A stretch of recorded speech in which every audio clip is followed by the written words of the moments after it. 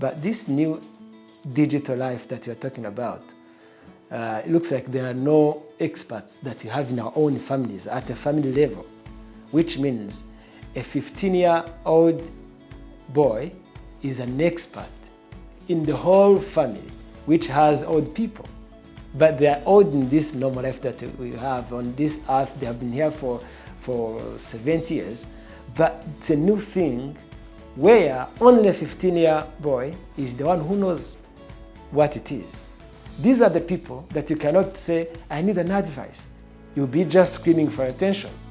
Yet maybe you are facing a serious problem. And if you keep quiet, and tomorrow they find that you are just maybe walking out there, they will say, that big star is walking. Why didn't he tell us so I can help him?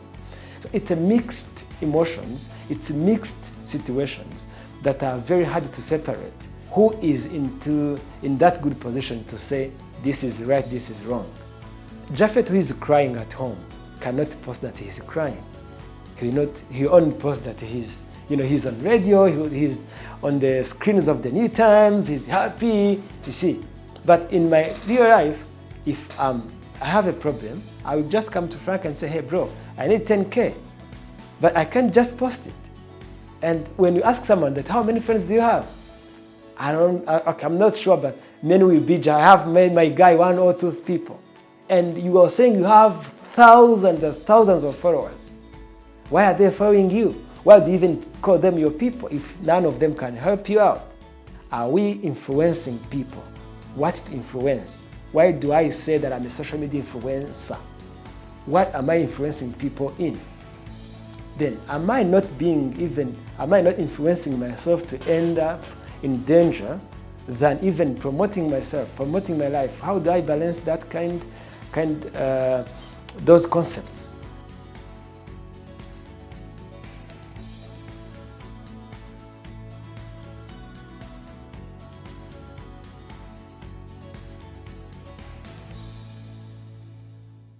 My name is Japhet Mazimpaka, and I'm a stand-up comedian. But when I say Japhet Mazimpaka, to me, it is not full. It is not complete. I just have to say, yeah, go ahead, yeah. So that's my slogan that makes me just feel, like I'm ready. So Japhet Mazimpaka, my name's. I'm a stand-up comedian for over now 8 years. And I do it together with being a radio presenter around the broadcasting agents for around 7 years now. 2019, 2016, 2026, that's around, that's 6th, 7th year doing radio. So for the comedy, I just started doing my solo shows and stand-up performances. But later on, I joined the effort with my brother, whose name is Etienne, and we did one of the known content called Bigomba Guhinduka, which was a content that was more comic, but talking about the social things that happens in our community that are bad, that should be changed. So that was the concept, and we are still doing it, but now we have changed the concept into more of mental health issues, how people should behave, and that's why we are no longer doing those kind of events. On my side as stand-up comedian, I have done different shows. I taped my first comedy special that was titled The Stupid Experience 2 years ago. Later on, I was lucky to get invitations from different people. I went to Nigeria, I went to Kenya, and I was lucky also to tour 4 University of Rwanda campuses. That was 2023, from July to around September. We did University of Rwanda, Huye campus, Rukara campus, Nyagatare campus, and we added also Ines Ruhengeri as the 4th university. And again, we did one of the biggest regional show that was called The Upcoming Diaspora, where I brought comedians from different countries. I had Sundiata from Uganda. I had Dr. Kingsley. It was his first time coming to Kigali. Now his new name is Ntakiritimana. So I'm the one who brought him here for the first time. It's a show that also we had Josh Tufani on. He was straight from the America's Got Talent, and we made sure that we bring him when he was the fastest, the speed reader in the world, the fastest, whatever. He has all the kind of records that he was just doing by then out of his content. So we brought him here. We had Phronesis from Nigeria. We had my Kenyan brother, whose name is MSA Tricky. It was a big show that happened on 29th of October. That was 2023. And after that, I had again to sit and reschedule and see where I'm going to take my art. I mean, how to make it even more professional.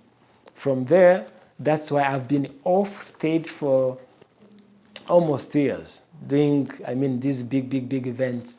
And now I have come up with another concept, which is my new coming up comedy special titled The Social Media Influenza. Some people confuse it with social media influencer, but it's a social media influenza. But it is not far from social media influencing, because it's how social media influences our lives. Now we are counting globally over 64% of people on social media platforms. Coming to Rwanda, we account to 9.2% of people being on social media platforms. But that life that has been now influencing the way we behave, sometimes we are losing ourselves to be present in other people's smartphones and screens. How do we navigate now? How do we balance that life?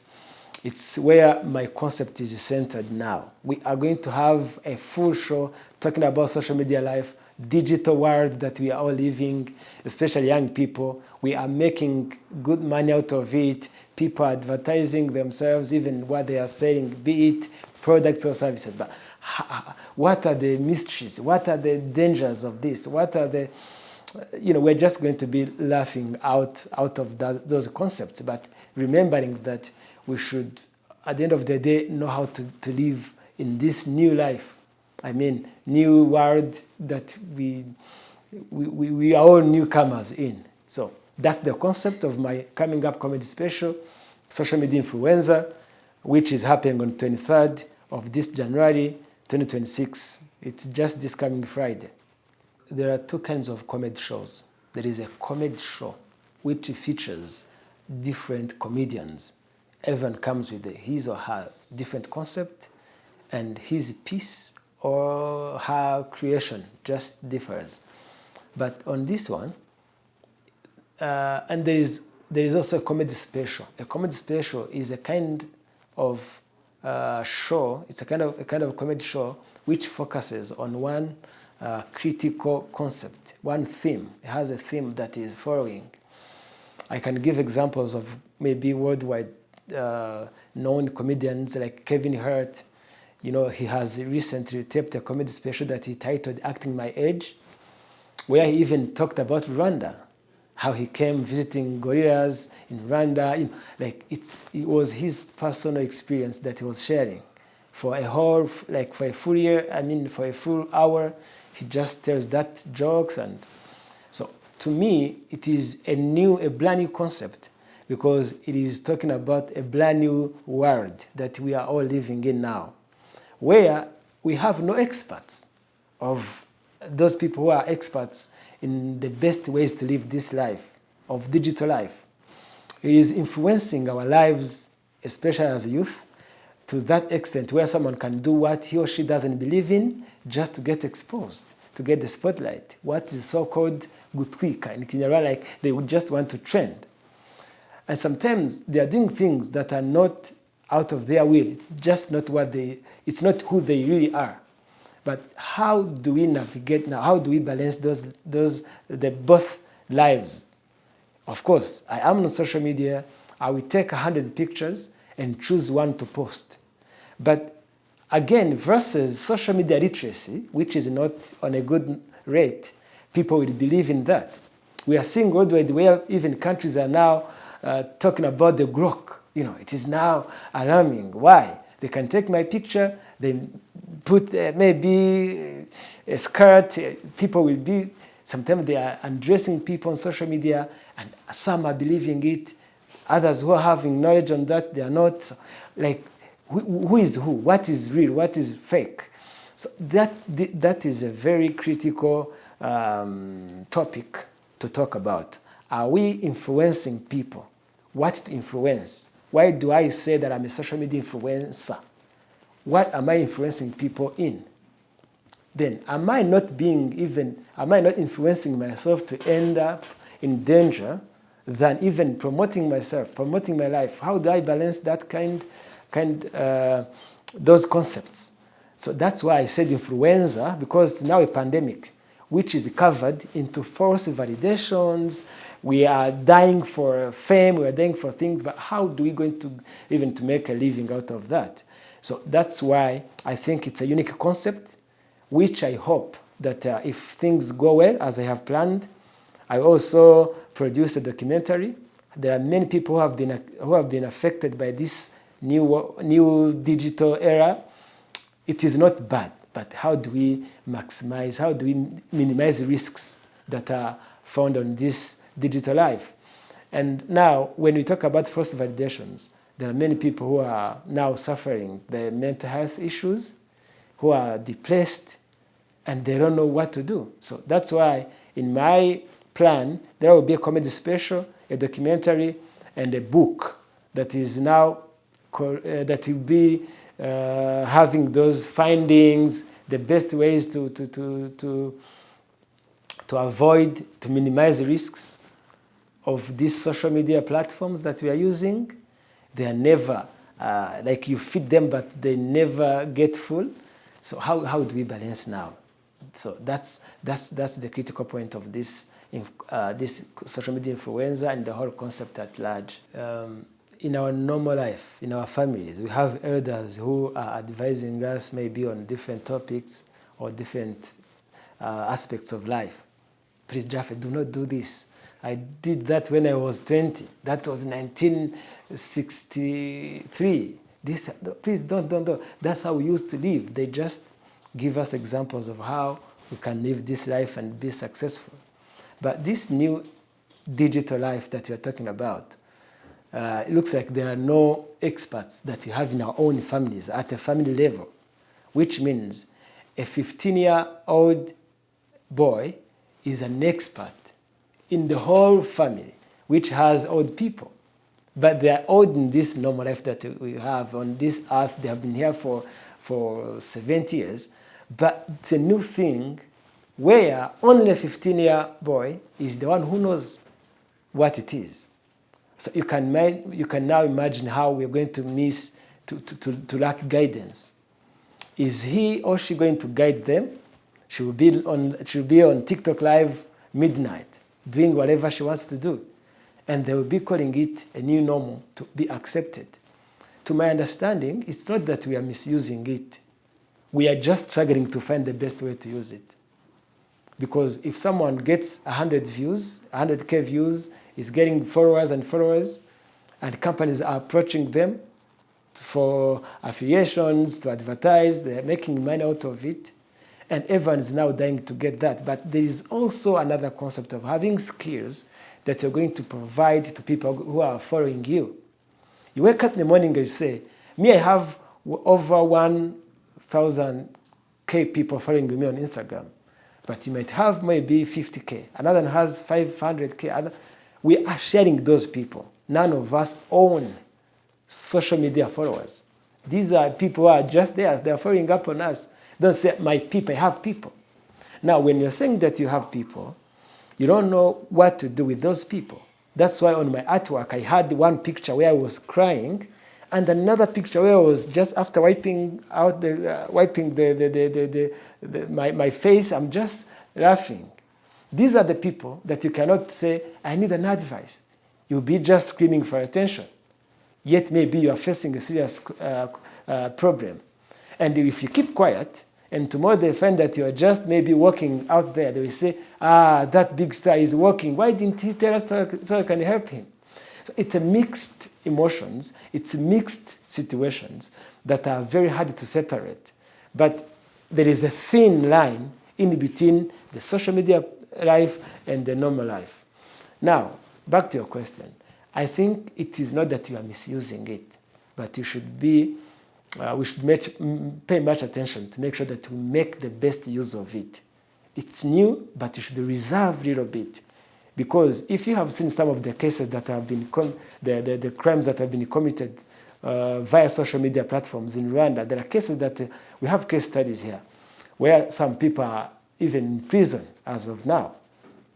And when they asked, they said they didn't know. They thought they were just, trying to trend on social media. And they committed some crimes unknowingly in the name of social media. You're just making it work. You're just branding yourself. Then who is in that good position to say this is right, this is wrong? So before we even get into the government policies that can be developed, but at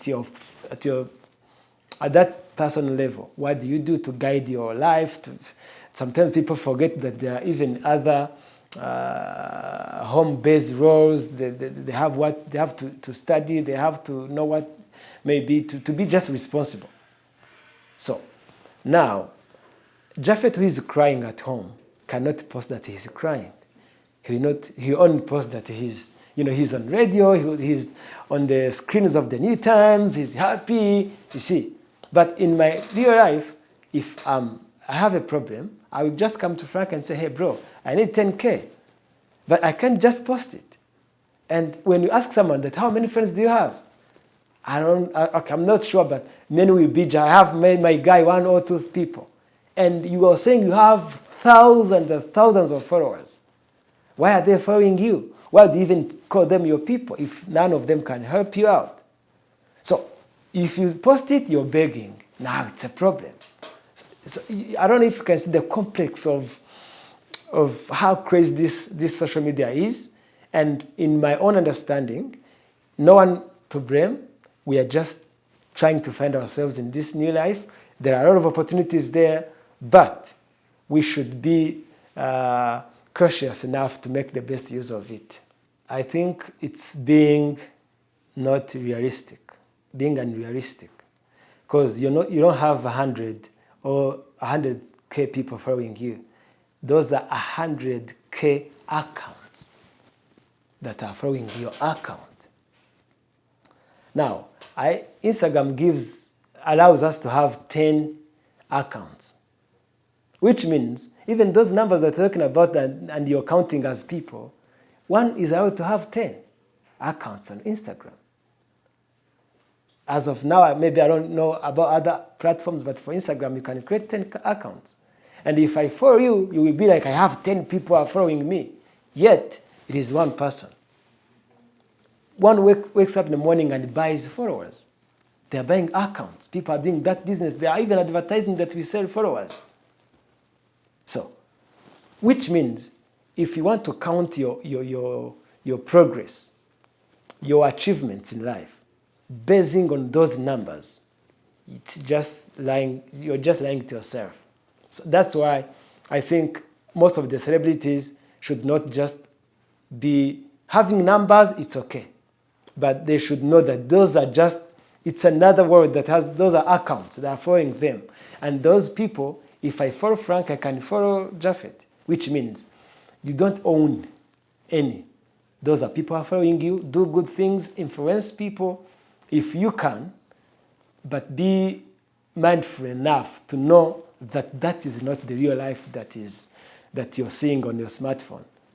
So that's why I think it's better to know that you have to be so creative. You have to be creative enough to do whatever that you do.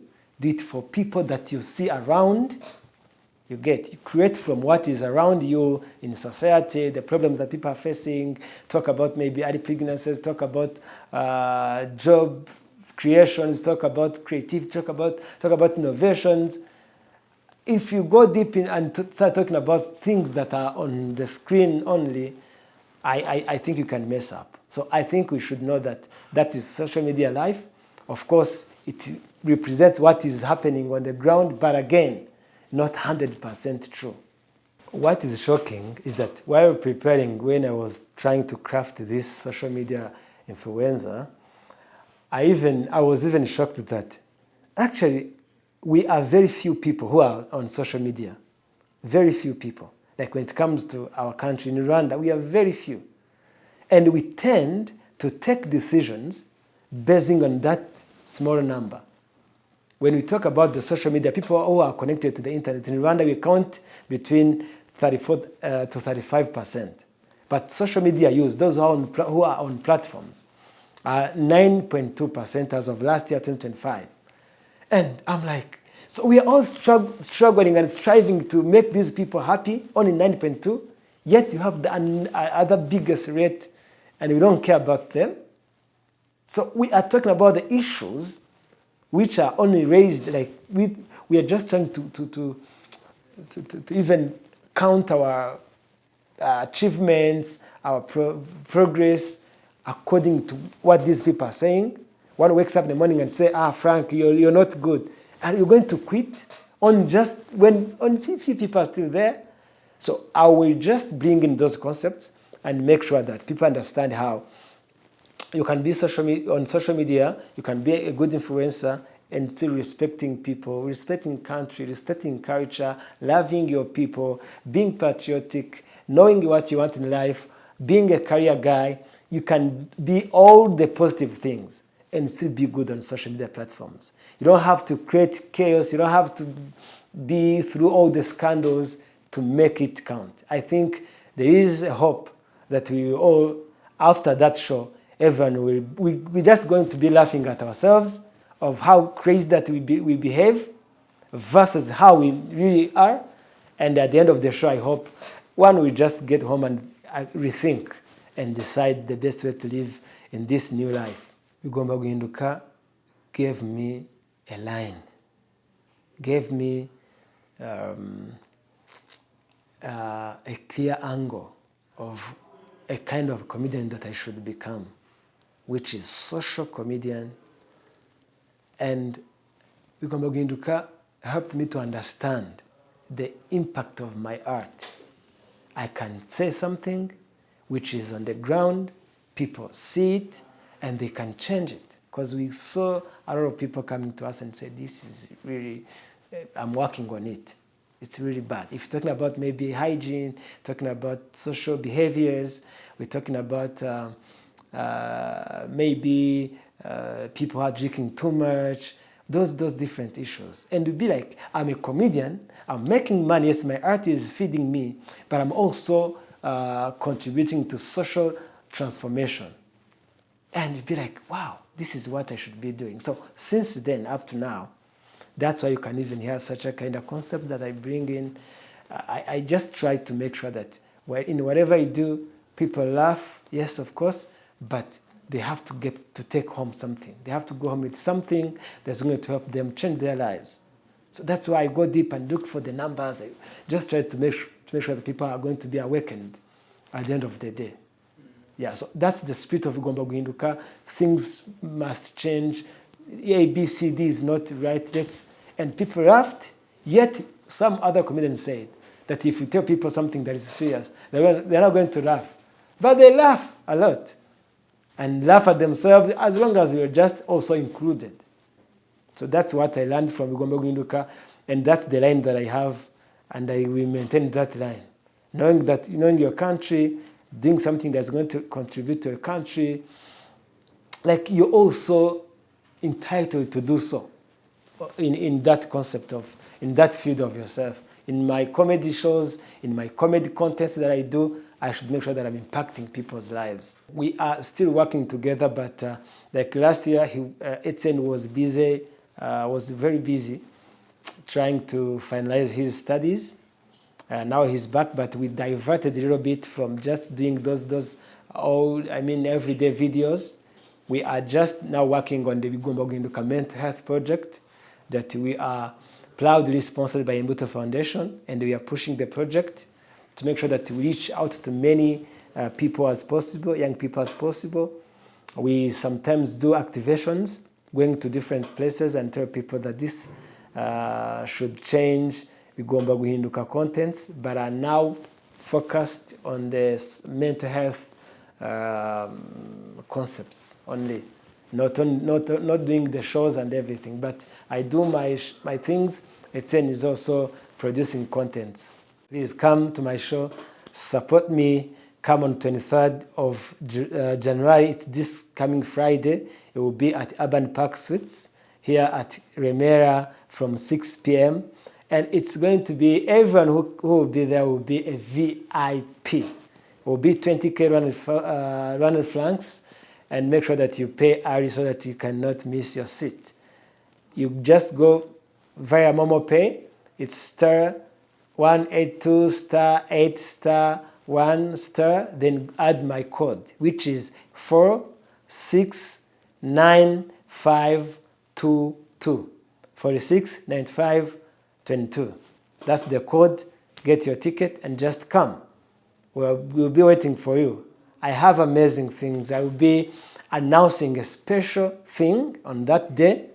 I'm pretty sure that maybe if it doesn't bring me back here, you guys are going to see it, because it's something that's going to be a turning point to my career that I will announce on 23rd of this January there at my show.